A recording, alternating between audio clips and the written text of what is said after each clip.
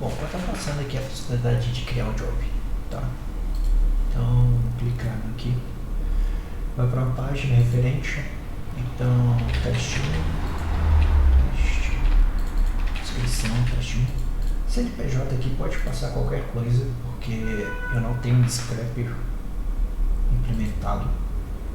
Então, a data aqui, 12 de 12 de 2022, 11, 10, 9, aí, no caso aqui. Prioridade, vou colocar 4. Login, na verdade, é cadastro, tá? É um erro de digitação aqui. Job criado, voltando aqui. Ele foi lá na API de agendador. Então aqui, pode ficar confuso os logs, mas vamos lá, tentar entender eles aqui. Basicamente, chamou, criou create job command, chamou o caso de uso, chamou o repositório. Aqui são os dados que eu informei, né? Teste 1, descrição teste 1, CPF, CNPJ. Foi lá no create job, executou a inserção dos dados, retornou um ID e enviou esse cara aqui para o RabbitMQ. Tá? Basicamente foi isso. E o que a gente pode ver? Ao criar esse job, eu já tinha um worker aqui, tá? Levantado. Esse worker recebeu os dados, mas eu vou entrar em detalhes no próximo vídeo. Recebeu os dados, foi lá, fez a duração aqui e deu como dono. Então, ou seja, ele consumiu a mensagem da fila, tá, ok? Vamos para o código para explicar a funcionalidade, beleza? Então aqui, não lembro qual era o repositório. Beleza. Agendador de consulta. Segue o mesmo esquema, tá? Eu estou utilizando o Flask. Esse ritmo aqui eu vou dar uma melhorada nele, ele está bem sujo. Então vamos lá. Apps, Jobs, Recursos. Beleza. Jobs Resource. Aqui eu tenho o Get, onde eu faço a paginação, que eu posso estar até explicando nesse vídeo também, e o Post. No caso, o Post, ele pega os dados ali do payload. Como é uma API que tem autenticação, então eu tenho esse decorator aqui do pacote Flask JWT Extend, que ele pega o JWT e decora a função minha post para que ela seja obrigatória ser passado um cabeçalho authorization header ali com Beery authorization com JWT. Então esse cara faz isso para mim, e a forma como eu pego os dados do token é através desse getJWT, que ele pega os claims e a identidade dele, tá? Então eu pego o e-mail do usuário, o ID do usuário, e assim eu tenho a duplicidade de dados. Então eu tenho o ID do usuário na API Flask API Users e tenho o ID do usuário aqui quando eu crio um job, beleza? Aqui eu faço as definições da fila, qual que eu vou usar, RabbitMQ no caso. Poderia ter feito com SQS também, só que no SQS eu tive um certo dificuldade para colocar ele no local stack e fazer toda a parte ali de publicar mensagem no SQS e consumir essa mensagem no SQS. Então o RabbitMQ eu acho que me atendeu para o propósito da aplicação, do teste, e ele tem uma funcionalidade ali que ele consegue definir prioridades da fila e etc. É bem interessante. Aqui eu faço uma atualização de dicionário, tá? Onde eu passo o meu user ID, e-mail, qual fila que eu estou usando, e segue o mesmo raciocínio lógico, onde eu tenho um comando. Nesse comando, o método principal dele é só chamar o caso de uso. Aqui ele coloca o repositório. Eu estou utilizando o SQL Alchemy, que ele é um ORM aqui do Python, tá? Para trabalhar com bancos de dados relacionais, tipo Postgres, SQL, etc. Inicializo o caso de uso e executo ele, tá? entrando nos detalhes aqui, um pouquinho maior do que os outros passados, então vamos lá. Vem aqui nos dados, faça a validação dele, tá? Chama aqui o validate. Validate, ele pega os dados passados, o input de dados passados, verifico, faço um load nele, tiver algum erro, ele lança exceção, tá?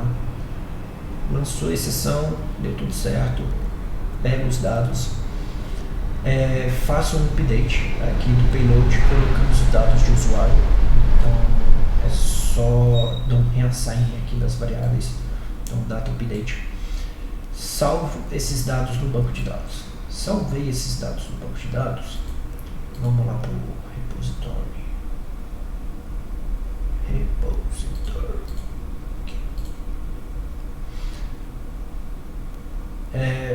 Aqui é bem simples, pego o modelo do job, pego a seção do ORM, adiciono o modelo que eu quero e faço o commit. Tá?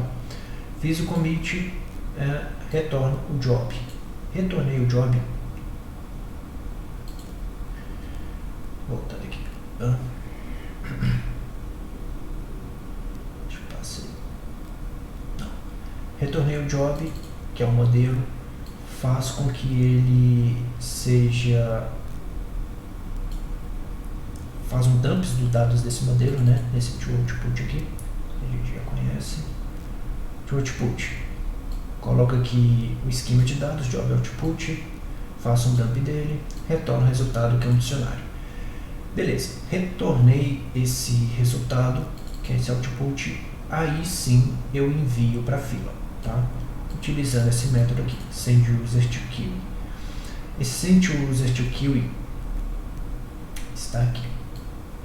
Se meu userQueue passado for none, então ele só retorna. Se for RabbitMQ, ele vai lá, executa esse sendRabbitMQ passando os dados que eu tenho ali, que foram no output. Se for SQS, eu não implementei, então lanço uma exceção. Vendo aqui no sendRabbitMQ, ele verifica se tem uma conexão do RabbitMQ. Se não tiver, ele conecta novamente. Então ele chama essa função aqui, createQueue_connection. Aqui eu pego os dados do RabbitMQ, tá? Que eu inicializei ali nas configurações do Flask, assim que eu levantei ele, e chamo esse RabbitMQ Connect. Vindo aqui, RabbitMQ Connect. A conexão é toda síncrona, tá? Não é nada assíncrono. Então ele cria uma conexão bloqueante, chama o canal e retorna a conexão e o canal. Basicamente é uma classe simples. Beleza, retornou ali a conexão e o canal. Voltando aqui no sendRabbitMQ, eu tenho essa interface aqui, a qual eu passo os dados da conexão e do channel e executo o método run. Vindo para esse cara aqui no publish, recebo aqui todos os dados da minha queue para essa classe, para publicar um job criado. Minha classe connection é só para definir novamente, né, no caso, a queue e o roteamento dela, do bind aqui do Exchange. E o publish, que basicamente eu pego os dados do pacote, informo qual ID, qual tipo de aplicação,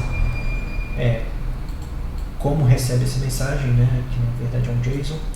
Sim, ele é um dado persistente, e aqui eu passo a prioridade dela de acordo com o que eu cadastrei na mensagem e envio pego a mensagem para JSON, né, mensagem de JSON, que está no output. Então aqui eu faço um dumps da mensagem, um JSON.dumps. Está aqui JSON.dumps. Transformo ela naquela string ali do string para ser passado no RabbitMQ, e aqui eu faço a publicação da mensagem. Então eu passo no Exchange, a route aqui, o body e as propriedades aqui que eu tenho, que eu cadastrei aqui em cima, e assim ele faz a publicação, tá? Feita a publicação, esse é basicamente o final.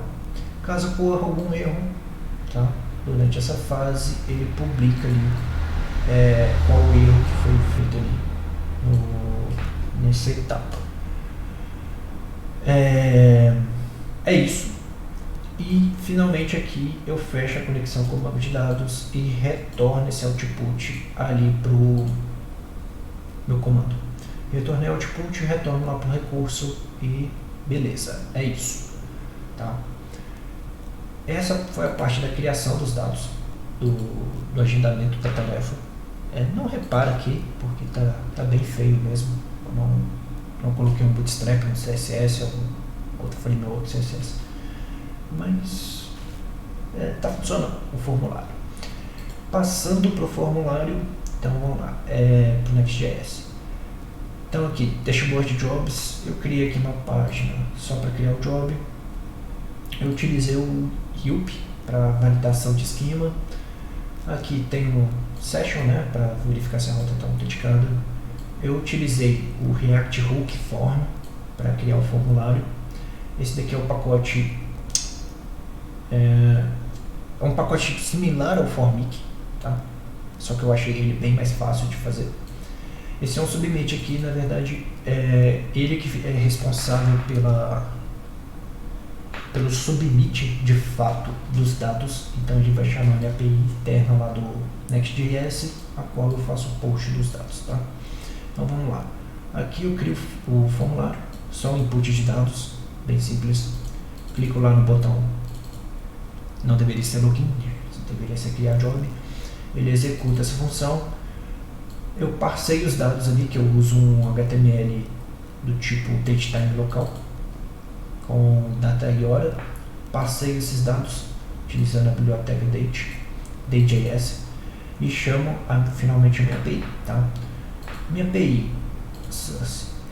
API Jobs, create minha rota. Ela basicamente repassa a request. Então, pega os dados da requisição ali, request.json, pega os dados do token, esse get token é fornecido pela biblioteca Nestout, coloco no cabeçalho e envio os dados lá para o microserviço, tá? Basicamente é isso. E assim, a gente finaliza a criação. No Jobs aqui, eu tenho a listagem de todos os jobs que eu criei, tá? Outra coisa que eu queria mostrar é esse caso aqui, que é esse endpoint. Quando eu crio, eu faço a paginação desses itens, né? Então, como é que ele vem? O ID do cara, CPF,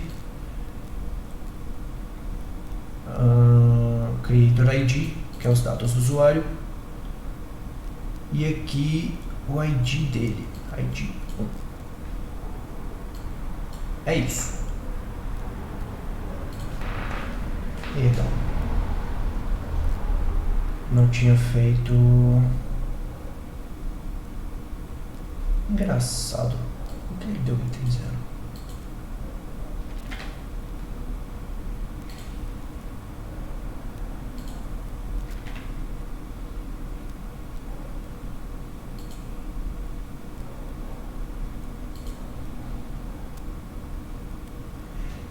Isso aqui é por causa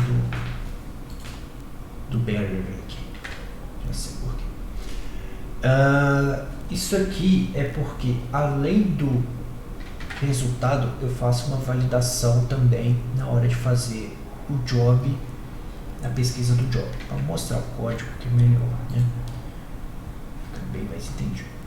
Então aqui, vamos lá, eu tenho o getJob paginate command, tenho o SQL alchemy, tenho o caso de uso. Bem simples também, segue a mesma linha de raciocínio. Tem o execute, faço o fetch. Esse é o fetch importante que eu crio, em que eu pego os dados do criador, os dados da página, chamo o repositório. O repositório, isso que ele não executa porque eu estou autenticado com uma outra conta de um usuário que não tem dados. Então eu faço um job. Não é aqui. Então aqui eu faço um job query, ordeno pela data de criação dele, faço um filtro pelo criador, por isso aqui é o authentication, por isso que ele no Next.js apareceu 1. e aqui apareceu 0 itens. Faço o paginate dele, passa no page ID, o page size e retorna o pagination. É por isso. Beleza. Retornei a paginação. Vou ali no toOutput. No toOutput, renderizo os dados de saída, né, no caso. Então, eu faço o name ali dos jobs esquemas, pagination itens, jobs, e retorno um dicionário ali com os itens, a página atual, o per page, o total, se tem próxima, anterior, qual que é a próxima e qual que é a anterior. E assim eu retorno, fecho os dados de conexão, retorno para o recursos, para o resources ali, que é o meu endpoint jobs, resources, que é meu endpoint get aqui, tá, do recurso. Recebi os resultados, dou um return response ok. Beleza? É isso.